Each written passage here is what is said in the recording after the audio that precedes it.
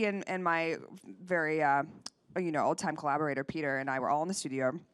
We were talking about my experience in my life generally and in relationships, but particularly with I had just parted from my record label, which was a really big moment for me.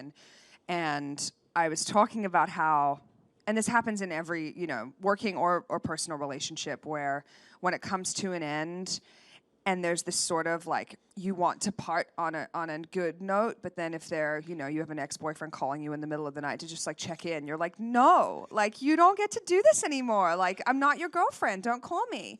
And I think everybody's had that experience, and especially like in LA, there are a lot of people who want to get to kind of keep you close just in case. Just in case. Yeah, because what if you're a big star and then they broke up Right. with you and they're like, well, wait, I shouldn't have done that, And that's a really horrible feeling when you're on the other side of it, being like, you're not my friend for the right reasons.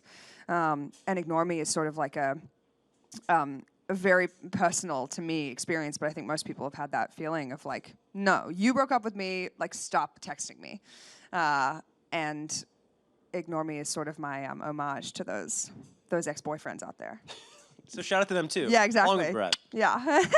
So you're in the middle of this tour. You're selling out almost every single city. You got a couple more dates, and tickets are available for a few of those right now if you want to go check those out across Betty's socials. I was curious though to ask you, this being your first full year as an independent artist, Yeah. what would need to happen, or what does need to happen in your mind for 2018 to be a success?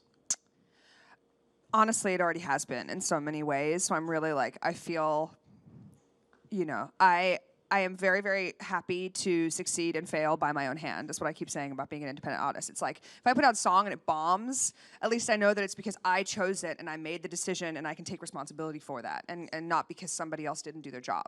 Right. And that's really, really refreshing for me. And also means that I'm kind of getting, feedback more appropriately, based off of actual, like, what are the fans like?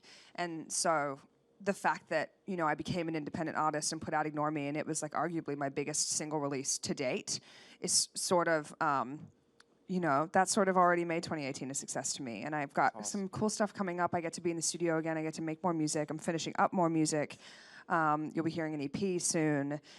It's like, I feel really excited, and I feel really in control for the first time in my life, which is sort of a strange experience, as I think most artists never feel in control of literally anything ever.